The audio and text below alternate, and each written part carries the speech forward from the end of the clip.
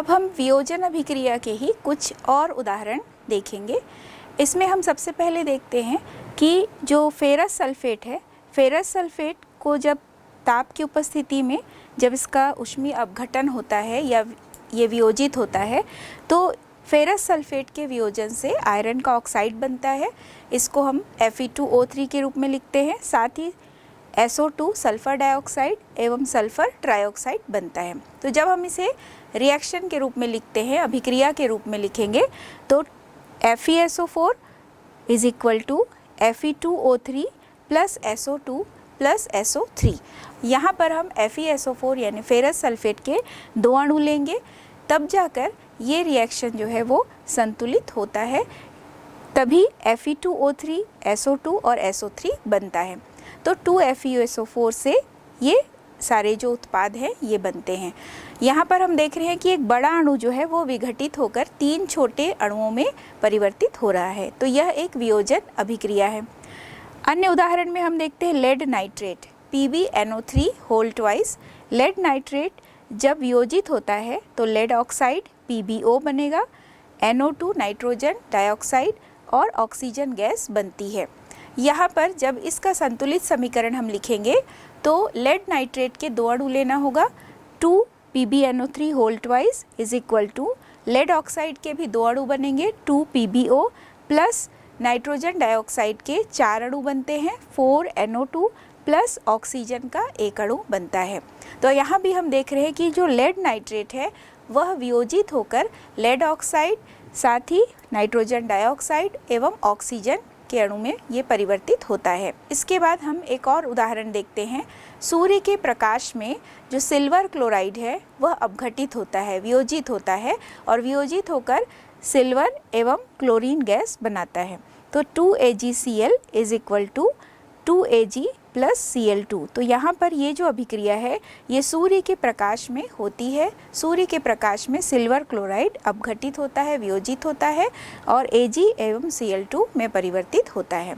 तो यहाँ पर हमने देखा कि वियोजन अभिक्रिया में एकल अभिकारक जो है वह टूटकर 2 या 2 से अधिक उत्पाद में परिवर्तित होता है और यहाँ पर हम देखते हैं कि एक बड़े अणु का विघटन होता है और इस प्रकार का जो वियोजन है वह कुछ वियोजन ऊष्मा की उपस्थिति में होती है और कुछ वियोजन विद्युत धारा के प्रवाहित करने से होती है और कई ऐसे अभिक्रियाएं भी हैं जहाँ पर किसी प्रेरक की उपस्थिति में भी वियोजन होता है। तो डिपेंड करता है कि रिएक्शन जो है या अभिक्रिया जो है वो किन परिस्थितियों में होती है, तभी एक बड़ा अणु अपघटित होता है, वियोजित होता है और छोटे छोटे अणुओं में यह परिवर्तित होता है। अब हम विस्थापन अभिक्रिया को पढ़ेंगे। विस्थापन अभिक्रिया को पढ़ने से पहले, उसे समझने से पहले एक हम क्रियाकलाप को करके देखेंगे। इस क्रियाकलाप में हम ये देखेंगे कि किस प्रकार लोहे की कील को लिया जाता है और लोहे की कील को कॉपर सल्फेट में डालते हैं और कॉपर सल्फेट में डालने पर उस कॉपर सल्फेट के रंग में किस प्रकार से परिवर्तन होता है। तो आइए अब हम इस क्रियाकलाप को करके देखें। हेलो बच्चों, इस अध्याय में रासायनिक अभिक्रिया को समझने के लिए आप लोगों ने बहुत सारे क्रियाकलाप किए हैं। चलिए हम भी एक क्रियाकलाप करते हैं और इस क्रियाकलाप के माध्यम से हम रासायनिक अभिक्रिया के एक और प्रकार को समझने की कोशिश करेंगे। इस क्रियाकलाप के लिए हमें जिन चीज़ों की आवश्यकता होगी उसमें है सबसे पहले ये देखिए, एक लोहे की कील मेरे हाथ में है जो इस प्रकार धागे से बंधी हुई है। लोहा मतलब आयरन। आयरन का रासायनिक संकेत तो आप लोग जानते ही होंगे, हाँ जी बिल्कुल, Fe। इसी के साथ मेरे पास यहाँ परख नली में देखिए, ये नीले कलर का विलयन आपको दिखाई दे रहा है, यह है कॉपर सल्फेट जिसे हमने समान सांद्रता में लिया हुआ है। कॉपर सल्फेट का रासायनिक सूत्र CuSO4। तो चलिए हम अपने क्रियाकलाप की शुरुआत करते हैं। इसके लिए हम किसी एक परख नली को ऐसे ही अवस्था में छोड़ देते हैं और दूसरी परख नली में इस धागे से बंधी हुई लोहे की कील को विलयन में इस प्रकार से डुबाएंगे कि वह पूरी तरीके से डूब जाए। पर बच्चों सावधानी ये रखें कि हमें लोहे की इस कील को रेतमल पेपर से अच्छे से रगड़कर साफ करना होगा। ठीक है, तो चलिए इसे डुबा दें। 30 मिनट के लिए इस प्रकार परख नली में डुबाकर रख देते हैं। तो इस तरह हमने लोहे की कील को कॉपर सल्फेट के विलयन में 30 मिनट के लिए डुबाकर छोड़ दिया है। अब हम बिल्कुल 30 मिनट के बाद वापस आकर देखेंगे कि इसमें क्या परिवर्तन हुआ है। तो बच्चों, चलो अब हम 30 मिनट बाद इस कील में हुए परिवर्तन को देखते हैं। देखिए, इसे मैं इस तरीके से इस विलयन से बाहर निकाल लेती हूँ और अब एक दूसरी कील से, जिसे हमने विलयन में नहीं डुबाया था, इससे इसकी तुलना करते हैं। देखिए तो क्या आप इसमें कोई परिवर्तन देख पा रहे हैं? हम यह देख रहे हैं कि इस कील में एक तांबे का रंग का लेयर दिखाई दे रहा है हमें, है ना? और इसके साथ ही ये जो परख नली में हमने कॉपर सल्फेट रखा हुआ था, इसमें से ये जो अपनी पूर्व अवस्था में था, इसका रंग तो वही है, लेकिन जिसमें हमने कील डुबा रखी थी उसका रंग हल्का हो गया है। इसके पीछे कारण यह है कि जो आयरन होता है वह कॉपर से अधिक सक्रिय होता है, इसलिए आयरन ने कॉपर सल्फेट के विलयन में से कॉपर को विस्थापित कर दिया और वही कॉपर जो है वो हमारी इस कील में ऊपर परत के रूप में चढ़ा हुआ है और इसी वजह से परख नली के विलयन का जो रंग है वो भी हल्का हो गया है। क्योंकि आयरन ने कॉपर को विस्थापित किया, तो इस प्रकार की रासायनिक अभिक्रिया को हम विस्थापन अभिक्रिया कहते हैं। इसकी रासायनिक अभिक्रिया आप यहाँ पर देख पा रहे हैं। इस क्रियाकलाप में हमने देखा कि किस प्रकार कील की उपस्थिति में कॉपर सल्फेट का जो नीला रंग है वह हल्का पड़ गया। कॉपर सल्फेट के नीले रंग की जगह पर यहाँ पर एक हल्का भूरा रंग हमें दिखाई दे रहा है। इसलिए हम देखते हैं कि यहाँ पर जो कॉपर सल्फेट में से जो कॉपर है उसका विस्थापन हो गया लोहे के द्वारा, आयरन के द्वारा। तो इस प्रकार की जो विस्थापन अभिक्रिया है, जिसमें हम देख रहे हैं कि एक तत्व जो है वो दूसरे तत्व को उसके यौगिक से विस्थापित कर देता है। तो ऐसी अभिक्रियाओं को हम एकल विस्थापन कहते हैं। यहाँ पर हमने देखा कि Fe यानी लोहे की कील को हम यहाँ पर Fe के रूप में लिख रहे हैं, plus CuSO4 copper sulphate is equal to FeSO4 plus Cu। तो यहाँ हम देख रहे हैं कि जो लोहा है, Fe है, वह कॉपर सल्फेट में से कॉपर को विस्थापित कर देता है और स्वयं कॉपर का स्थान ले लेता है, यानी FeSO4 बन जाता है। तो इस प्रकार से जो नीला रंग है वह परिवर्तित हो गया FeSO4 के बनने के कारण। तो इस प्रकार की अभिक्रिया विस्थापन अभिक्रिया कहलाती है। लेकिन यहाँ पर विस्थापन अभिक्रिया को भी हम इसे एकल विस्थापन के रूप में वर्गीकृत करेंगे। तो एकल विस्थापन जो है उसकी परिभाषा इस प्रकार से होगी। एकल विस्थापन यानी एक तत्व दूसरे तत्व को उसके यौगिक से विस्थापित कर देता है, इसे हम एकल विस्थापन अभिक्रिया कहते हैं। यहाँ पर हम देख रहे हैं कि लोहा जो है वो कॉपर का स्थान ले लिया और FeSO4 में परिवर्तित हो गया और कॉपर अलग हो गया। तो निश्चित रूप से जो ये लोहा है वो कॉपर की तुलना में ज़्यादा क्रियाशील होगा। इसी वजह से लोहा कॉपर को कॉपर सल्फेट के विलयन से विस्थापित कर देता है। तो जो भी अधिक क्रियाशील तत्व होते हैं वे अपने से कम क्रियाशील तत्व के जो यौगिक होते हैं उनको उनके यौगिक में से विस्थापित कर देते हैं। इस प्रकार जो तत्वों की क्रियाशीलता है वह भी इस विस्थापन अभिक्रिया को बहुत अधिक प्रभावित करती है। जो कम क्रियाशील तत्व हैं वे अधिक क्रियाशील तत्व के द्वारा विस्थापित हो जाते हैं और अधिक क्रियाशील तत्व कम क्रियाशील तत्वों को उनके यौगिक में से अलग हटा सकते हैं। अब हम यहाँ पर कुछ और उदाहरण देखेंगे जिसमें अलग तरह के रिएक्शन भी होते हैं। यहाँ पर हमने क्रियाकलाप जब एक देखा पाठ की शुरुआत में, वहाँ पर हमने देखा कि HCl यानी हाइड्रोक्लोरिक अम्ल पर जैसे ही जिंक डाला जाता है तो किस प्रकार की अभिक्रिया होती है। तो इस रिएक्शन को हम लिख कर देखेंगे। Zn plus HCl is equal to ZnCl2 plus H2, यानी जिंक को जब HCl में डालते हैं या HCl और जिंक की जब क्रिया होती है तो ये क्या बनता है, यहाँ पर हम देख रहे हैं कि ZnCl2 बना और हाइड्रोजन गैस निकलती है। यहाँ पर इस समीकरण को जब हम संतुलित करेंगे तो HCl की जगह पर हम 2HCl लिखते हैं, क्योंकि इस तरफ उत्पाद की तरफ हम देख रहे हैं कि ZnCl2 बनता है। तो यहाँ पर रिएक्शन को संतुलित करने के लिए हम HCl की जगह 2HCl लिखते हैं। तो ये जो जिंक है वह हाइड्रोजन को हाइड्रोजन क्लोराइड में से विस्थापित कर देती है और हाइड्रोजन गैस यहाँ पर बनती है। यहाँ पर हम देख रहे हैं कि जिंक HCl में से H को विस्थापित कर देती है, तो निश्चित रूप से हाइड्रोजन जिंक की तुलना में कम क्रियाशील है। इसी कारण जिंक हाइड्रोजन क्लोराइड में से हाइड्रोजन गैस के रूप में हाइड्रोजन को विस्थापित कर दे रही है, यानी अलग कर देती है और स्वयं उसका स्थान ले लेती है और जिंक क्लोराइड एक लवण बनता है। तो इस अभिक्रिया को हमने क्रियाकलाप में करके देखा था और यहाँ पर हमने इस अभिक्रिया के प्रकार को समझा कि जिंक और HCl की जब क्रिया होती है तो यह अभिक्रिया विस्थापन अभिक्रिया के रूप में वर्गीकृत की जाती है। एकल विस्थापन को हमने जाना कि एक तत्व दूसरे तत्व का स्थान ले लेता है। अब हम द्विविस्थापन अभिक्रिया को समझेंगे। द्विविस्थापन अभिक्रिया में भी तत्वों का तत्वों के द्वारा विस्थापन होता ही है, लेकिन यहाँ पर हम कुछ उदाहरण के द्वारा इसे बहुत अच्छे से समझने का प्रयास करेंगे। यहाँ पर भी हम एक क्रियाकलाप करके देखते हैं जिसमें कि सोडियम सल्फेट में बेरियम क्लोराइड डाला गया।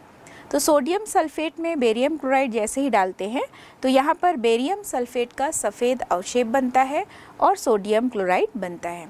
तो ये जो बेरियम सल्फेट बना, तो बेरियम सल्फेट में बेरियम 2+ और सल्फेट 2- है।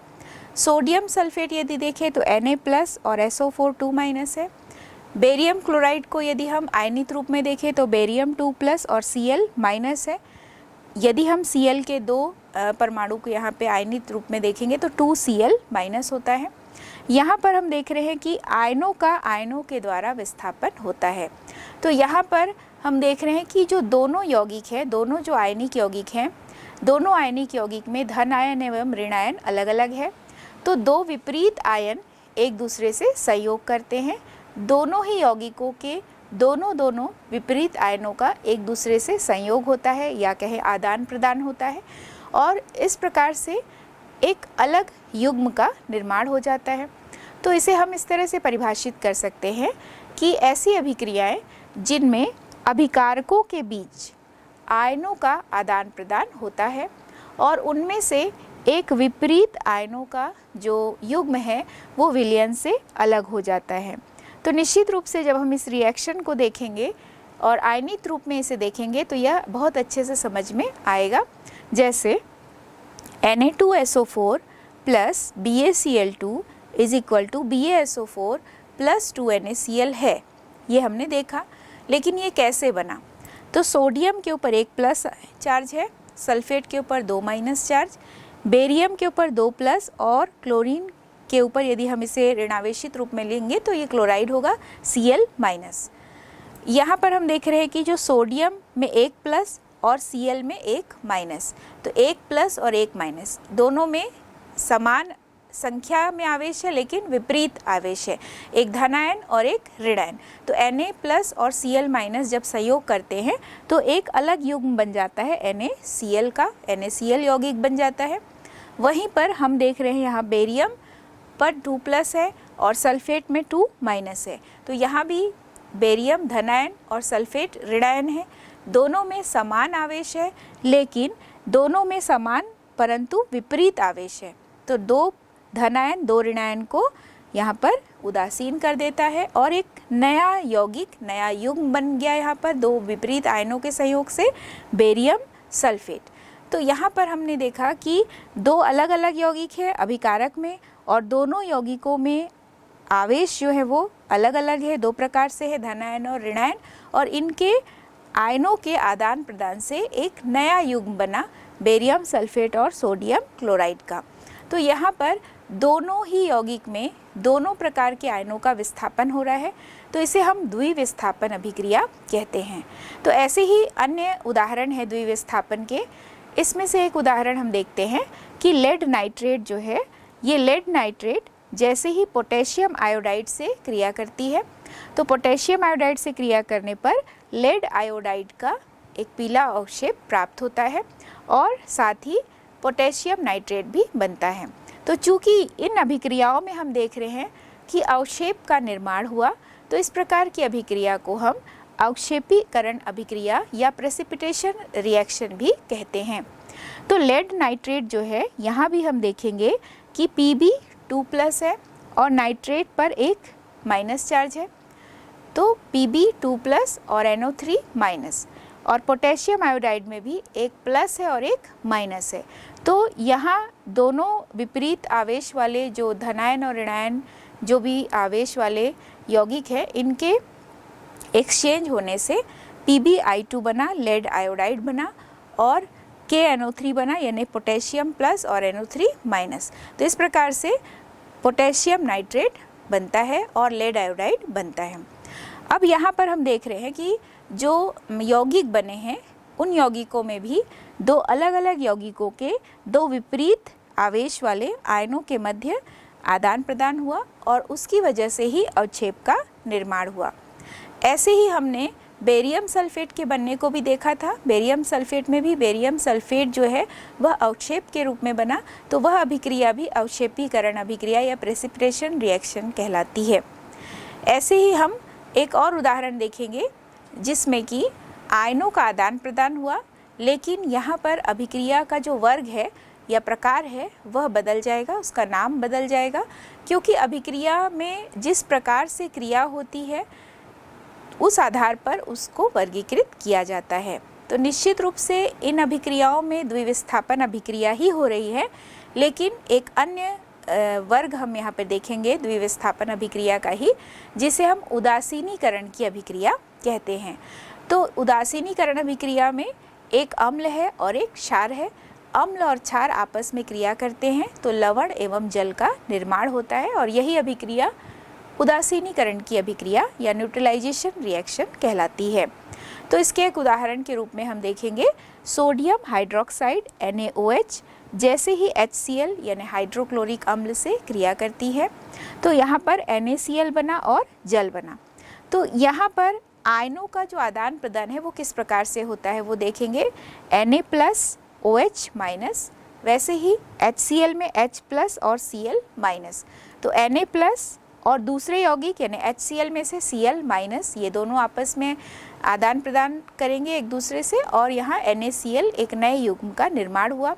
इसी तरह NaOH में से OH- और H2O में से H+, तो H+ और OH- के संयोग से बनता है H2O। तो यहाँ पर हम देख रहे हैं कि NaCl बना और H2O बना, और यहाँ पूरी तरह से उदासीनीकरण की अभिक्रिया हुई, यानी अम्ल और क्षार की क्रिया से एक लवण और जल का निर्माण हुआ। इस अभिक्रिया को हम उदासीनीकरण अभिक्रिया के रूप में जानते हैं, और ये अभिक्रिया जो है द्विविस्थापन अभिक्रिया के अंतर्गत ही आती है। अब हम कुछ ऐसी अभिक्रियाओं को देखते हैं और समझने का प्रयास करते हैं कि वास्तव में इनका प्रकार क्या है या इसे किस नाम से जाना जाता है। तो सबसे पहले हम देखते हैं कि जिंक कार्बोनेट यानी ZnCO3 is equal to zinc oxide ZnO plus carbon dioxide यानी CO2। तो यहाँ पर एक बड़ा अणु जिंक कार्बोनेट का अपघटित हो रहा है, वियोजित हो रहा है, और वियोजित होकर के जिंक ऑक्साइड और कार्बन डाइऑक्साइड दो छोटे अणुओं में ये वियोजित हुआ। तो इसे हम वियोजन अभिक्रिया के रूप में वर्गीकृत कर सकते हैं।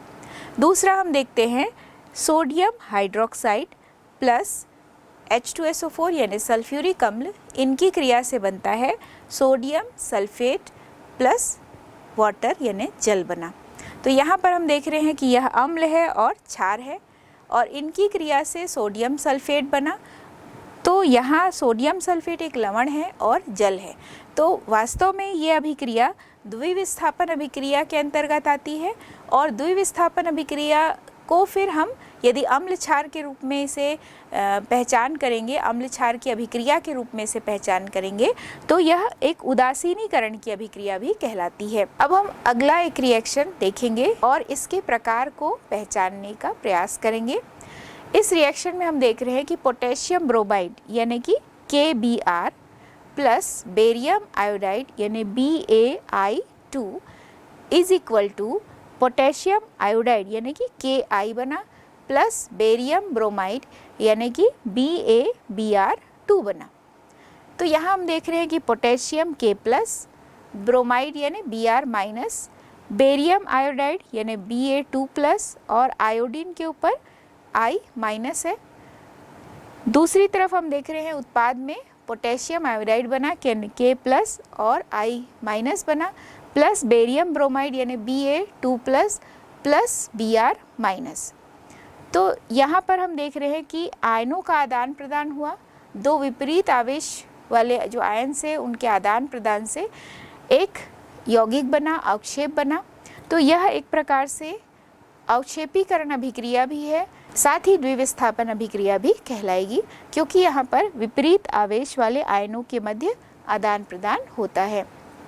यहाँ पर हमने कुछ उदाहरणों को समझा और जिसमें हमने द्विविस्थापन अभिक्रिया के साथ साथ द्विविस्थापन अभिक्रियाओं के जो प्रकार हैं, जैसे उदासीनीकरण अभिक्रिया है या अवक्षेपीकरण अभिक्रिया है, इसको वर्गीकृत करने का प्रयास किया और इसी आधार पे अन्य अभिक्रियाओं को भी हम वर्गीकृत कर सकते हैं। यदि वह रिएक्शन द्विविस्थापन अभिक्रिया के अंतर्गत आती है तो हम निश्चित रूप से आयनों के आदान प्रदान के आधार पर या उत्पाद के बनने के आधार पर, उत्पाद जो बनते हैं उनके गुणों के आधार पर कि उत्पाद में यदि अवक्षेप बना तो अवक्षेपीकरण अभिक्रिया, यदि उत्पाद में कोई लवण है और जल बना है तो वह उदासीनीकरण की अभिक्रिया होगी। अब हम अभिक्रियाओं के एक अन्य वर्ग की ओर चलेंगे, ऑक्सीकरण एवं अपचयन अभिक्रिया। ऑक्सीकरण एवं अपचयन अभिक्रिया को समझने के लिए भी हम एक छोटा सा क्रियाकलाप करके देखेंगे।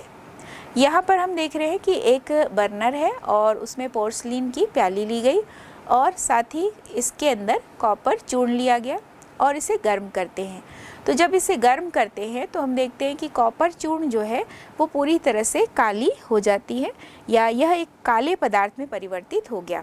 तो ये जो काला पदार्थ है वो क्यों बना?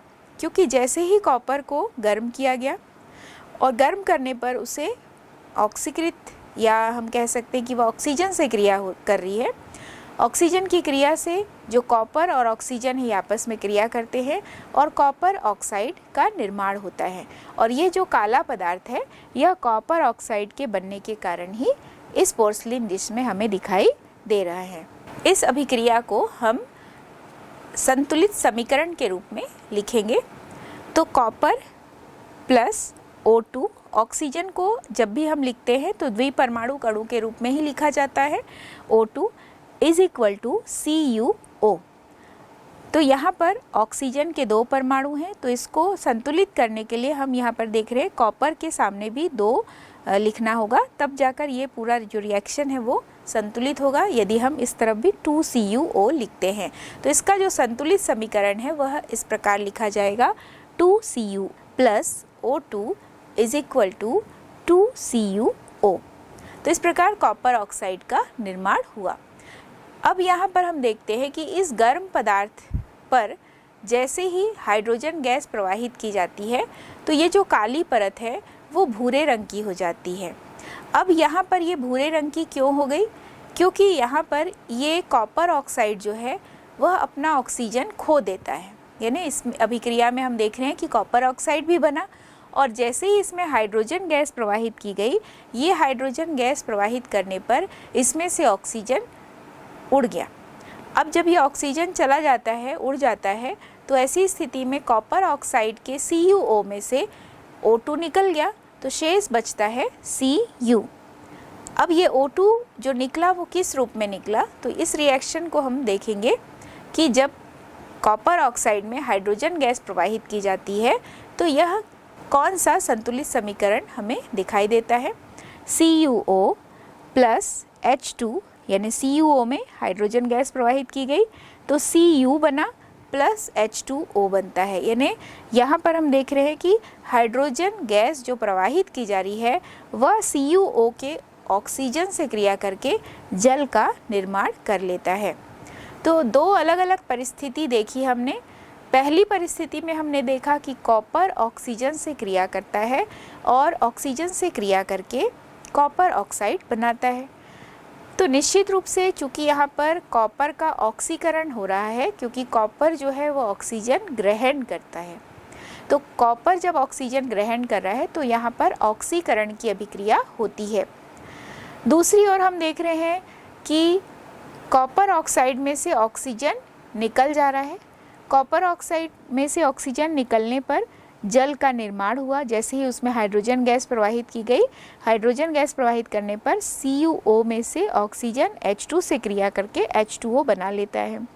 तो यहाँ पर एक अन्य तरह का रिएक्शन होगा जिसे हम इस तरह रूप में समझ सकते हैं कि इस अभिक्रिया में ऑक्सीजन की कमी हो रही है, यानी ऑक्सीजन निकल रहा है।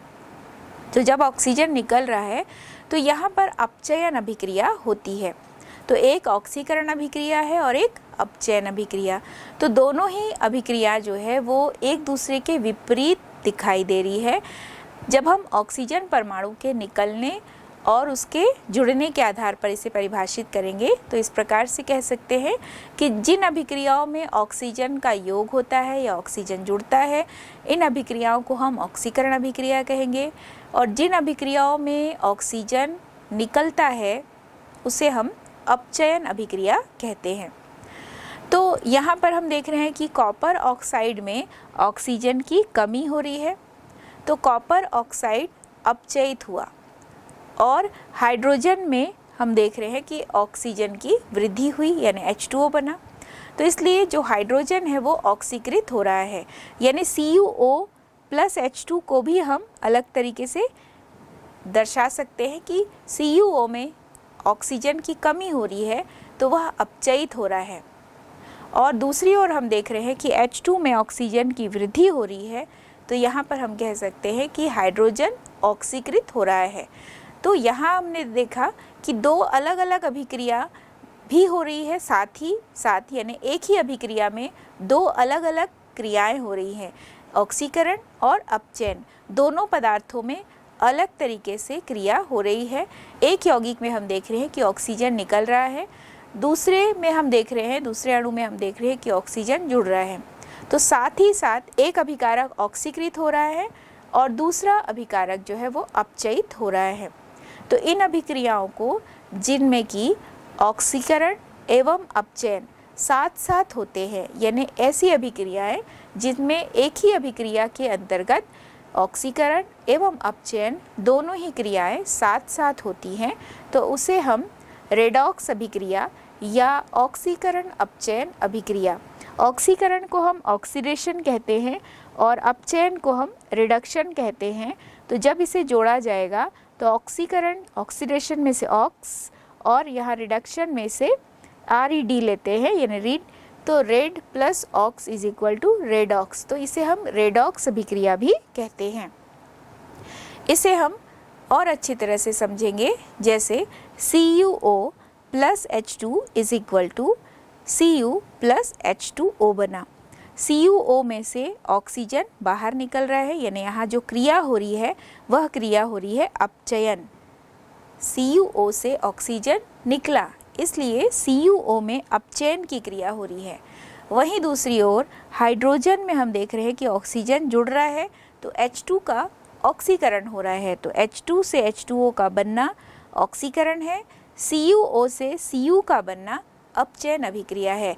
तो यह एक रेडॉक्स अभिक्रिया होगी।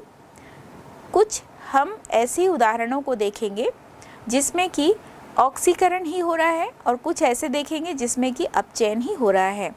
यहाँ पर हम देख रहे हैं H2 प्लस Cl2 से 2HCl बना, तो चूंकि यहाँ पर हाइड्रोजन जुड़ रहा है तो यह एक अपचयन अभिक्रिया हो गई। वहीं दूसरी ओर zinc oxide plus C is equal to zinc plus CO बना, तो यहाँ हम देख रहे हैं कि जिंक ऑक्साइड में से ऑक्सीजन निकल रहा है, यानी जिंक ऑक्साइड का अपचयन होगा और कार्बन का ऑक्सीकरण होता है। तो यहाँ भी हम देख रहे हैं कि एक पदार्थ का ऑक्सीकरण और एक पदार्थ का अपचयन होता है। अपचयन अभिक्रिया के कुछ और उदाहरण हम देखते हैं। MnO2 plus 4HCl is equal to MnCl2 plus 2H2O plus Cl2। तो यहाँ भी हम देख रहे हैं कि मैग्नीज में से ऑक्सीजन निकल रहा है, तो यहाँ इसका अपचयन हो रहा है और HCl में H में ऑक्सीजन जुड़ रहा है, तो HCl का ऑक्सीकरण हो रहा है। तो इस अभिक्रिया में हम देख रहे हैं जिंक ऑक्साइड में, जो जिंक ऑक्साइड कार्बन से क्रिया करता है तो कार्बन ऑक्सीकृत होकर कार्बन मोनोऑक्साइड बनाता है और जिंक ऑक्साइड अपचयित होकर जिंक बनाता है। वही दूसरी ओर हम देख रहे हैं कि MnO2 और HCl की क्रिया में जो मैग्नीज डाइऑक्साइड है उसमें ऑक्सीजन की कमी हो रही है, यानी वहाँ अपचयन की अभिक्रिया हो रही है, जबकि HCl का जो हाइड्रोजन है वो ऑक्सीजन ग्रहण करता है और जल में परिवर्तित हो रहा है। तो हाइड्रोजन जब ऑक्सीजन ग्रहण कर रहा है यानी HCl का ऑक्सीकरण हो रहा है और MnO2 का अपचयन हो रहा है, तो इन्हें भी हम रेडॉक्स अभिक्रिया के अंतर्गत रख सकते हैं। यहाँ पर हमने देखा कि ऑक्सीजन का निकलना और ऑक्सीजन का जुड़ना, तो यहाँ हमने देखा HCl का जो हाइड्रोजन है वो ऑक्सीजन ग्रहण करके H2O में ऑक्सीकृत हो रहा है। तो ऐसी रिएक्शन को हम कह सकते हैं रेडॉक्स रिएक्शन, क्योंकि यहाँ पे दोनों अभिक्रियाएं हमें साथ साथ होती हुई दिखाई दे रही है। एक पदार्थ का ऑक्सीकरण और दूसरे अभिकारक का या दूसरे पदार्थ का अपचयन हो रहा है। तो इन उदाहरणों में हमने ये देखा कि किसी भी अभिक्रिया में पदार्थ द्वारा ऑक्सीजन ग्रहण करना या फिर हम कह सकते हैं कि हाइड्रोजन त्याग करने की प्रक्रिया, इसे हम ऑक्सीकरण कहते हैं।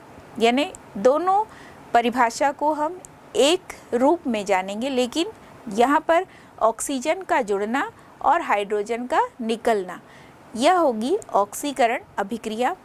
दूसरी ओर यदि हम अपचयन को परिभाषित करेंगे तो यहाँ पर हम हाइड्रोजन का जुड़ना और ऑक्सीजन का निकलना, या हम कह सकते हैं हाइड्रोजन ग्रहण करना या ऑक्सीजन त्याग करने की प्रक्रिया, इसे हम अपचयन कहते हैं। तो परिभाषित करेंगे, किसी भी अभिक्रिया में पदार्थ द्वारा ऑक्सीजन ग्रहण करने या हाइड्रोजन त्याग करने की प्रक्रिया ऑक्सीकरण होगी। इसके विपरीत यदि हम अपचयन को समझेंगे तो किसी भी प्रक्रिया में, किसी भी अभिक्रिया में हाइड्रोजन का ग्रहण होना और ऑक्सीजन के त्याग करने की प्रक्रिया को हम अपचयन अभिक्रिया कहते हैं। तो यहाँ पर हमने ये देखा कि ऑक्सीजन हाइड्रोजन के आधार पर यदि ऑक्सीकरण और अपचयन को परिभाषित करते हैं तो वह कैसे होगी। लेकिन ये पाया गया है कि कई अभिक्रियाएं ऐसी भी होती हैं जहाँ पर ऑक्सीजन और हाइड्रोजन नहीं होता है, लेकिन फिर भी वहाँ पर अपचयन और ऑक्सीकरण की क्रिया होती है। तो इन्हें हम कैसे पहचानेंगे? तो इस आधार पर वैज्ञानिकों ने इलेक्ट्रॉन की अवधारणा दी। इलेक्ट्रॉन की अवधारणा के द्वारा भी अपचयन और ऑक्सीकरण को समझाने का प्रयास किया गया। तो इसे भी हम समझेंगे कि कैसे इलेक्ट्रॉन अवधारणा के आधार पर ऑक्सीकरण और अपचयन को पहचाना जा सकता है।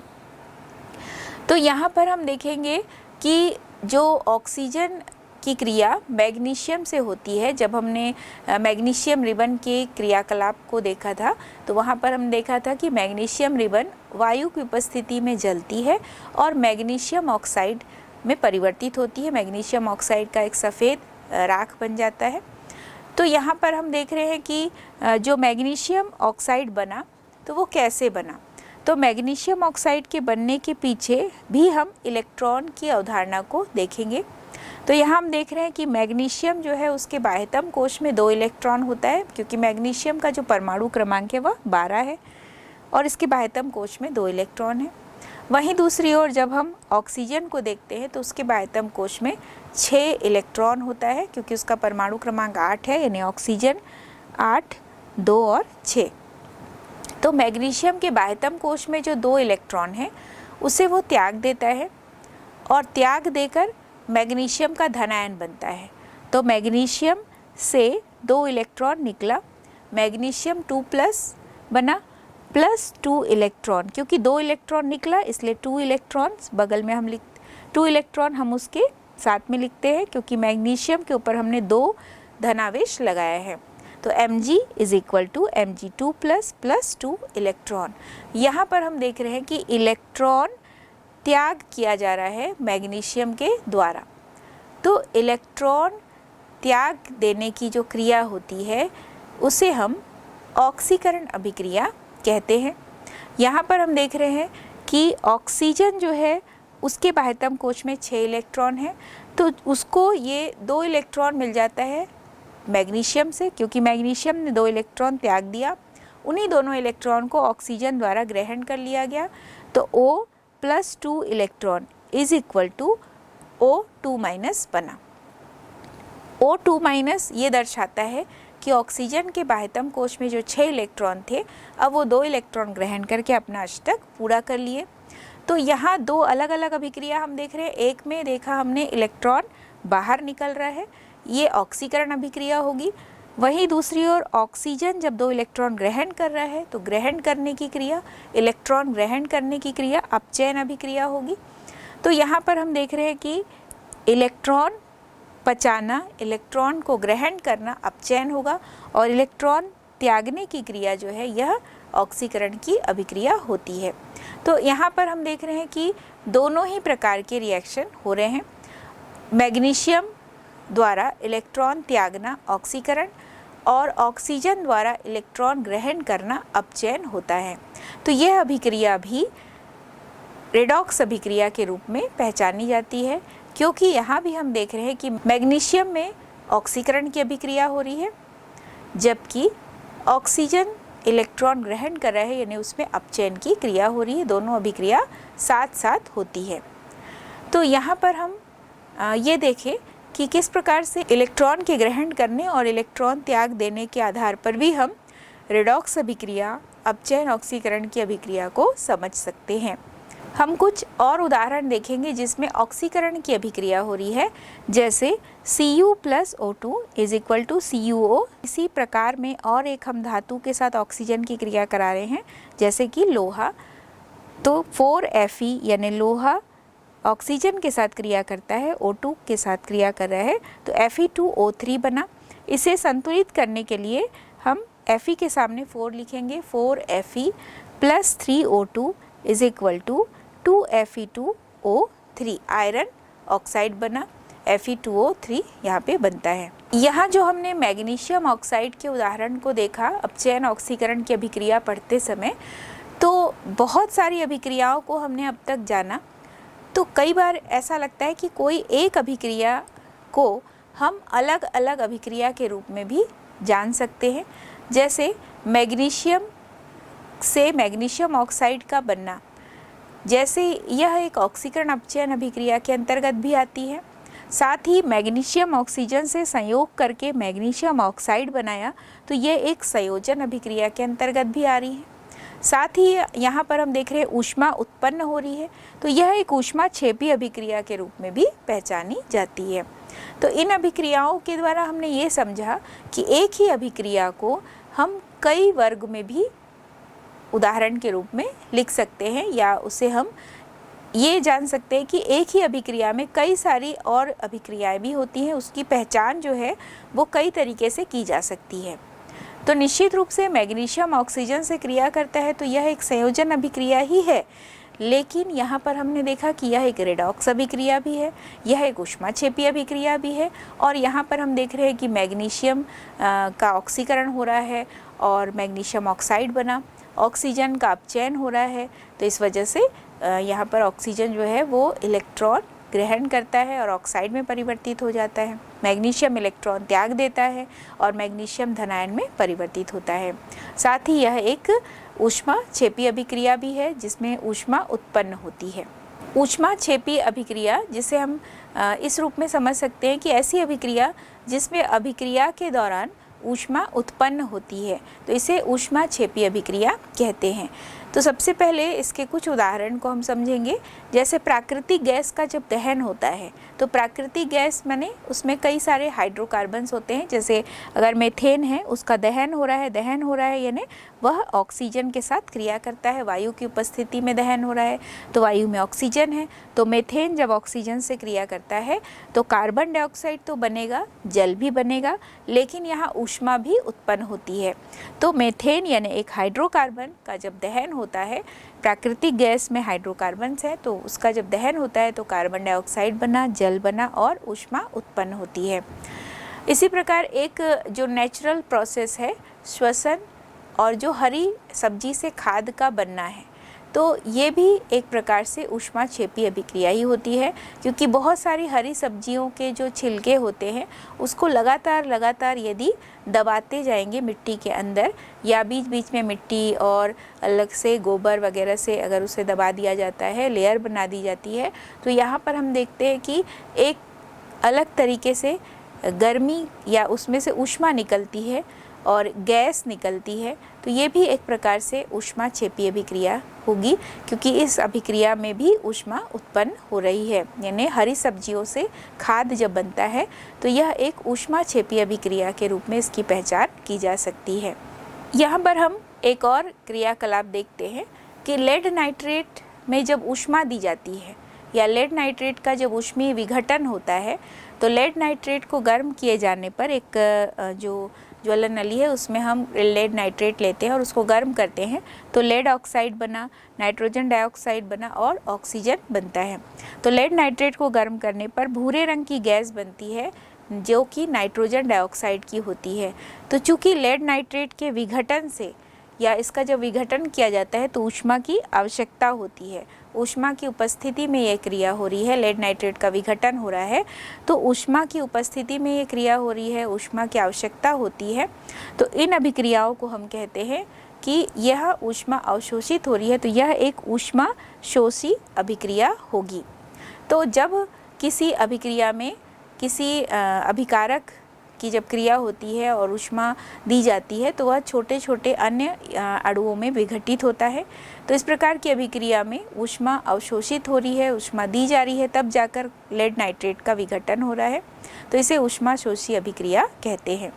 यहाँ पर हम एक और अभिक्रिया देखेंगे जहाँ पे सूर्य की प्रकाश की उपस्थिति में जो सिल्वर क्लोराइड है उसे यदि पोर्सलिन की प्याली में रखकर थोड़ी देर के लिए सूर्य के प्रकाश में रख दिया जाए, यानी सिल्वर क्लोराइड को जब पोर्सलिन की डिश में रख के सूर्य के प्रकाश में रख देते हैं, तो थोड़ी देर बाद सिल्वर क्लोराइड का जो रंग है उसे नोट करेंगे, तो हम देख रहे हैं कि सिल्वर क्लोराइड में से जो सिल्वर है, तो सिल्वर क्लोराइड धूसर रंग का हो जाता है और सिल्वर धातु में परिवर्तित हो जाता है।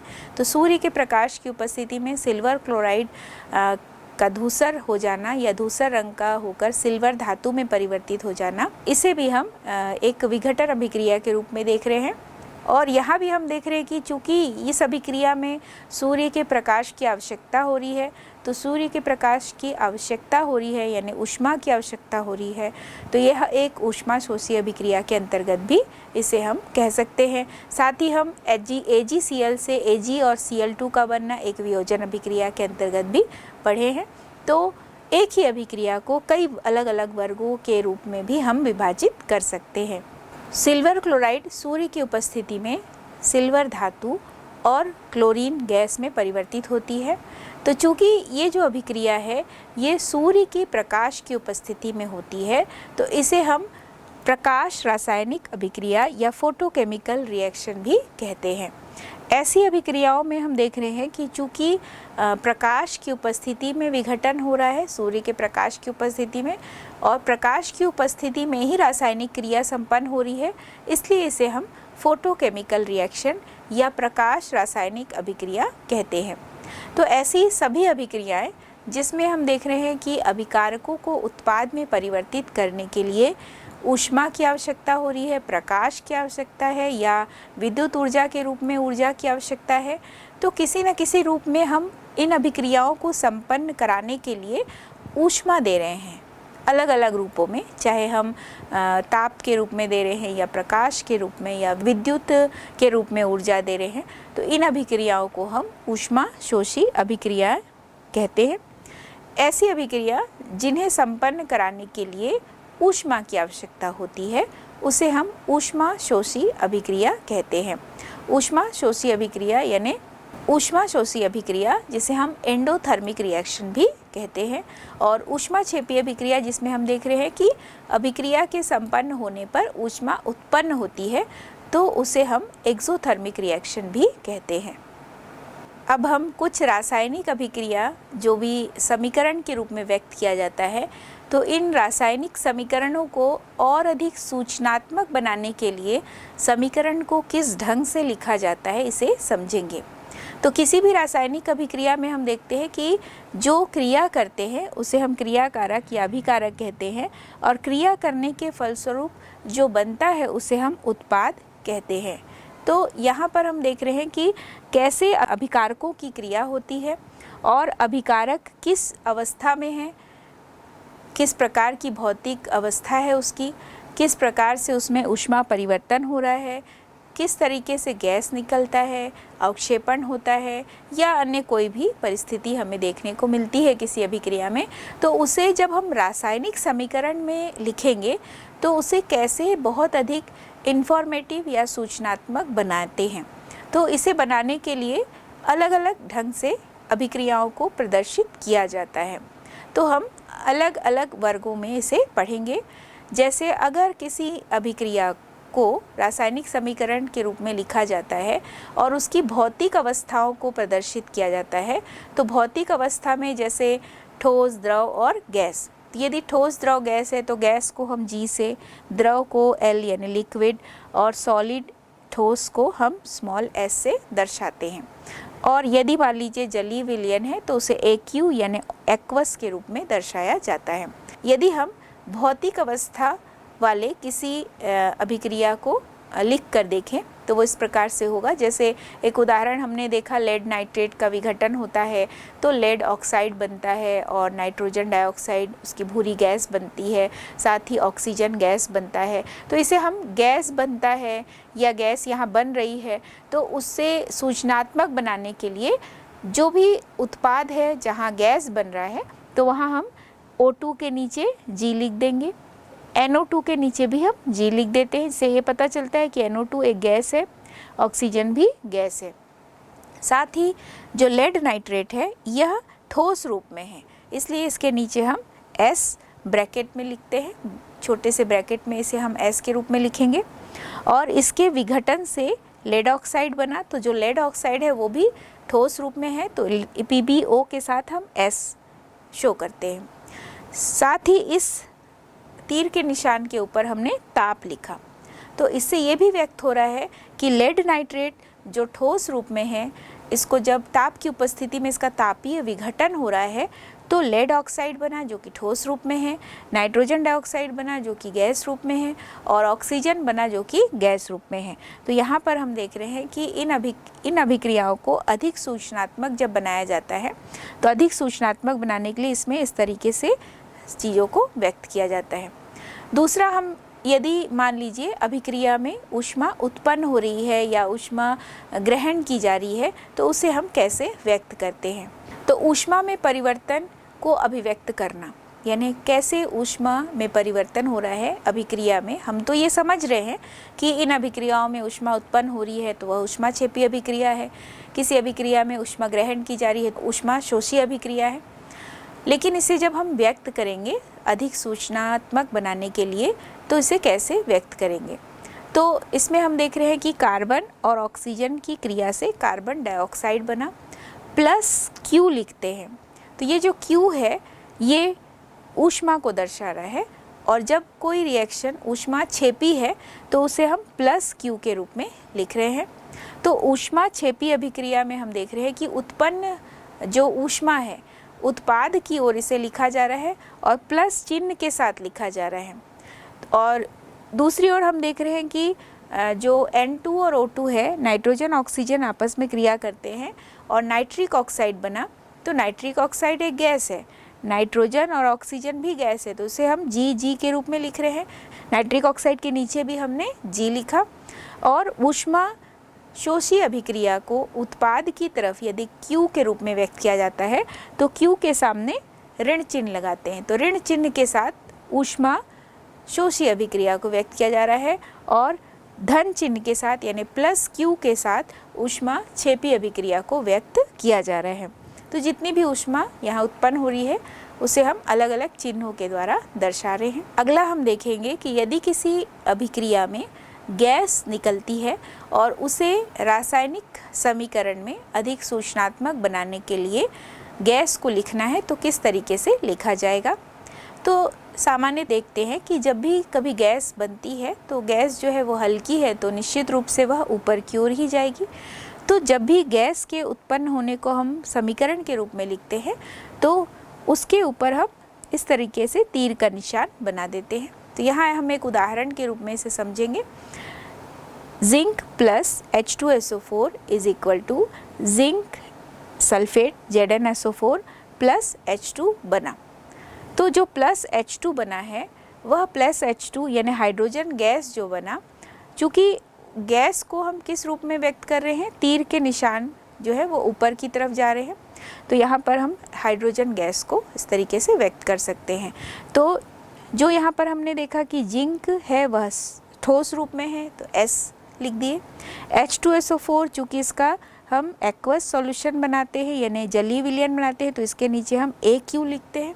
इनकी क्रिया से बनता है जिंक सल्फेट, ये भी हमें द्रव रूप में प्राप्त हुआ, ये भी इसका भी हम देख रहे हैं कि जलीय विलयन है तो ये भी AQ लिखा जाएगा। प्लस H2 और H2 के साइड में हम लिखते हैं तीर का निशान जो कि ऊपर की तरफ है, जो ये दर्शाता है कि ये जो H2 बना यह गैस है जो कि ऊपर की तरफ जा रहा है। तो ऊर्ध्व तीर का निशान जो है यह अभिव्यक्त करता है कि इस अभिक्रिया के दौरान गैस उत्पन्न हो रही है। अगला हम देखेंगे अवक्षेप का बनना, प्रेसिपिटेट का बनना। यदि किसी अभिक्रिया में अवक्षेप बन रहा है तो अवक्षेप के बनने को हम कैसे दर्शाएंगे। तो हमने ये देखा है कि जब कभी भी अवक्षेप बनता है तो वह नीचे की ओर जमा होता है, यानी परख नली में यदि हम बेरियम क्लोराइड लिए हैं और सोडियम सल्फेट लिए तो इनकी क्रिया से बेरियम सल्फेट का सफ़ेद अवक्षेप बना तो वो निश्चित रूप से नीचे की ओर जमता है। तो यहाँ पर हम इसे जब अभिक्रिया में लिखेंगे तो अवक्षेप के साइड में हम नीचे की ओर तीर का निशान दर्शाते हैं। तो यहाँ एक अन्य उदाहरण हम देखेंगे अवक्षेप के बनने को समझने के लिए और ज़्यादा उसे सूचनात्मक बनाने के लिए किस ढंग से उसका उपयोग किया जाता है इसे हम समझेंगे। तो सिल्वर नाइट्रेट जो है इस पे जैसे ही सोडियम क्लोराइड डाला जाता है तो AgCl बनता है और NaNO3 बनता है। AgCl का सफ़ेद अवक्षेप बनता है। तो यहाँ हम देख रहे हैं कि जो सिल्वर क्लोराइड है यहाँ पर हम देख रहे हैं कि सिल्वर नाइट्रेट इसका एक्वस सॉल्यूशन लिया गया, जलीय विलयन लिया गया। सोडियम क्लोराइड का भी एक्वस सॉल्यूशन यानी जलीय विलयन बनाया गया, AQ के रूप में इसे भी लिखेंगे। इनकी क्रिया से AgCl बना, अवक्षेप बना, इसमें तीर का निशान नीचे की ओर है। प्लस NaNO3 बना, इसमें हम देख रहे हैं कि सोडियम नाइट्रेट इसका भी जो जलीय विलयन है वो यहाँ पर बनता है। तो AgCl जो है AgCl के बनने को, अवक्षेपित होने को हम देख रहे हैं कि तीर के निशान से दर्शाया जा रहा है। ये तीर का निशान जो है वो नीचे की ओर है। तो AgCl यानी अवक्षेप का बनना ये दर्शाया जा रहा है, तीर का निशान नीचे की तरफ है, सफ़ेद अवक्षेप बना है। और अभिक्रियाओं में जितने भी अभिकारक हैं या उत्पाद बने हैं उनको भी हम सूचनात्मक ढंग से प्रदर्शित करने के लिए जो भी सूचना है, उसकी अवस्था है या किन परिस्थितियों में क्रिया होती है उसे हमने यहाँ पे दर्शाया है। अब हम कुछ अलग अलग परिस्थितियों को कैसे अभिक्रियाओं में लिखते हैं, कैसे उसे सूचनात्मक बनाया जाता है इसे देखेंगे। तो सबसे पहले हम देख रहे हैं कि कुछ रासायनिक अभिक्रिया होती है जहाँ पर ताप की उपस्थिति में, सूर्य के प्रकाश की उपस्थिति में, दाब की उपस्थिति में या उत्प्रेरक की उपस्थिति में क्रिया होती है, तो उसे कैसे लिखा जाएगा। तो इसे समझने के लिए हम सबसे पहले प्रकाश संश्लेषण की अभिक्रिया को समीकरण के रूप में कैसे दर्शाते हैं इसे लिखेंगे। तो प्रकाश संश्लेषण की क्रिया में जो हरे पौधे होते हैं वे कार्बन डाइऑक्साइड और जल के साथ क्रिया करते हैं। सूर्य के प्रकाश की उपस्थिति में, क्लोरोफिल की उपस्थिति में तो ग्लूकोज बनता है और ऑक्सीजन गैस निकलती है। तो जब इसे हम समीकरण के रूप में लिखते हैं तो CO2 प्लस H2O, और यदि संतुलित समीकरण लिखा जाएगा तो 6CO2 plus 6H2O is equal to C6H12O6 plus 6O2 होता है। और तीर के निशान के ऊपर यदि हम इसे सूचनात्मक जो इसकी परिभाषा है उस तरह से यदि दर्शाएंगे तो तीर के निशान के ऊपर हमने सूर्य का प्रकाश और क्लोरोफिल दोनों ही लिखते हैं। इससे ये समझ में आता है कि यह अभिक्रिया जो है वो सूर्य के प्रकाश एवं क्लोरोफिल की उपस्थिति में संपन्न हो रही है। तो CO2 गैस है तो इसलिए CO2 के साइड में हमने लिखा G। H2O द्रव रूप में है तो यहाँ पर L लिखे। और इनकी क्रिया से C6H12O6 यानी ग्लूकोज बना तो इसका भी जलीय विलयन बना तो एक्वस AQ के रूप में लिखते हैं। और ऑक्सीजन चूँकि गैस है तो यहाँ पर G के रूप में इसे लिखा जाता है। यहाँ पर हम ऑक्सीजन को G के रूप में लिख रहे हैं। कुछ अन्य अभिक्रिया को जिसे हमने पढ़ा और इसे सूचनात्मक ढंग से प्रदर्शित करना है, जैसे सिल्वर क्लोराइड के विघटन को। सिल्वर क्लोराइड जब सूर्य के प्रकाश में विघटित होता है सिल्वर और क्लोरीन बनता है। तो सिल्वर क्लोराइड जो है वो सॉलिड S यहाँ पर सॉलिड रूप में बना। सूर्य के प्रकाश की उपस्थिति में सिल्वर क्लोराइड से सिल्वर बना यानी S, यानी सिल्वर जो है वो सॉलिड रूप में ठोस रूप में प्राप्त हुआ। क्लोरीन जो है वो गैस के रूप में यहाँ पे प्राप्त होता है तो क्लोरीन गैस यहाँ पर बनता है तो इसे भी हम G के रूप में लिखे। चांदी के बनने को हमने यहाँ पे Ag के साइड में S लिखा और AgCl जो कि ठोस रूप में है तो इसके साइड में भी स्मॉल s ब्रैकेट में लिखा जाएगा। और यह अभिक्रिया सूर्य के प्रकाश की उपस्थिति में हो रही है तो तीर के निशान के ऊपर सूर्य का प्रकाश लिखते हैं।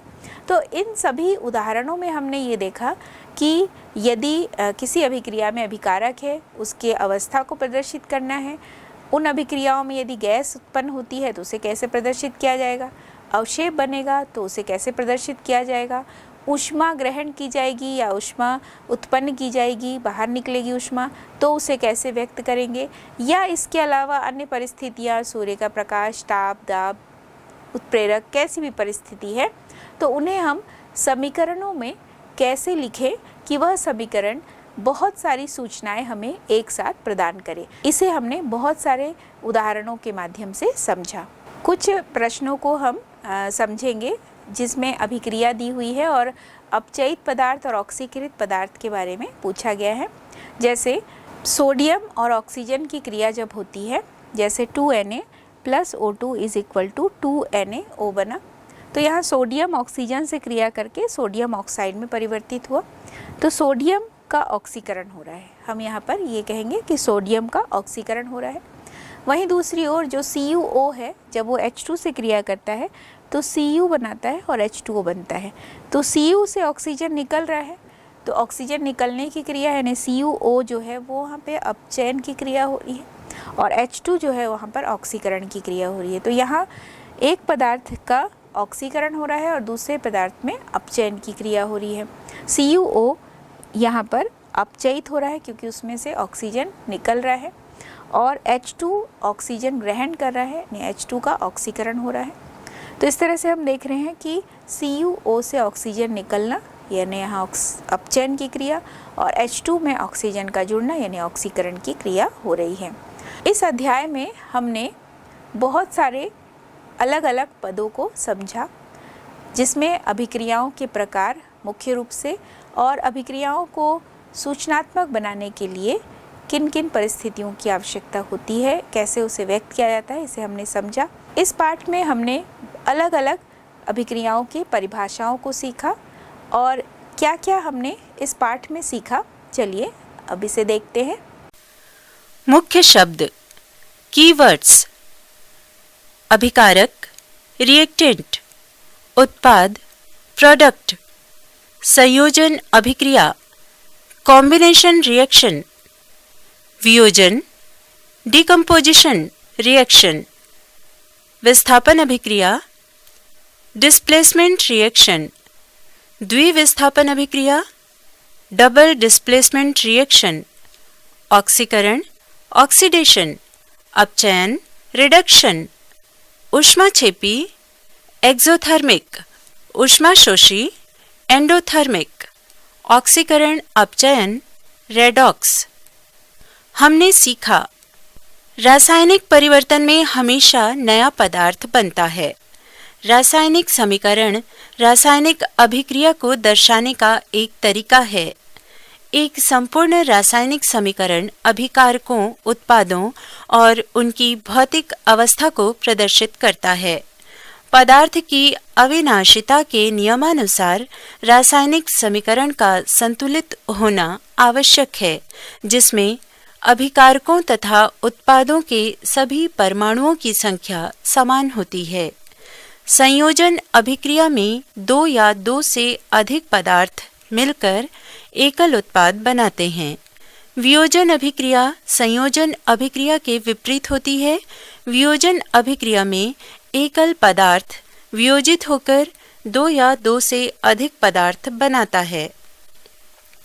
किसी रासायनिक अभिक्रिया में जब एक तत्व दूसरे तत्व को उसके यौगिक से विस्थापित कर देता है, विस्थापन अभिक्रिया कहलाती है।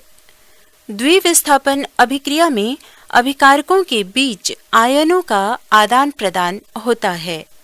ऑक्सीजन का जुड़ना या हाइड्रोजन का निकलना या इलेक्ट्रॉन त्यागना ऑक्सीकरण कहलाता है। हाइड्रोजन का जुड़ना या ऑक्सीजन का निकलना या इलेक्ट्रॉन ग्रहण करना अपचयन कहलाता है। जिन अभिक्रियाओं में उत्पाद के साथ ऊष्मा का उत्सर्जन होता है, उन्हें ऊष्माक्षेपी अभिक्रियाएं कहते हैं। जिन अभिक्रियाओं में ऊष्मा का अवशोषण होता है, उन्हें ऊष्माशोषी अभिक्रियाएं कहते हैं। इस अध्याय में हमने रासायनिक समीकरणों के प्रकार के बारे में समझा और रासायनिक अभिक्रिया को कैसे संतुलित करते हैं उसकी सरल विधि को समझा। साथ ही अभिक्रियाओं के जितने भी प्रकार हैं उनको रासायनिक समीकरण के रूप में कैसे लिखते हैं, कैसे उसकी पहचान की जाती है और किन अभिक्रियाओं को किन किन वर्गों में रखा जाता है, उनकी परिस्थितियों को कैसे लिखा जाता है, इसे भी हमने समझा। किसी भी रासायनिक समीकरण को कैसे बहुत अधिक सूचनात्मक बना सकते हैं, यानी उसकी अभिक्रिया को देखकर, उसकी समीकरण को देखकर ही हम उस रासायनिक अभिक्रिया की बहुत सारी जानकारी प्राप्त कर सकते हैं। इन सबको बहुत ही विस्तार से पढ़ा, तो निश्चित रूप से यह अध्याय बहुत ही रोचक है और आप सबको बहुत अच्छे से समझ में आया होगा।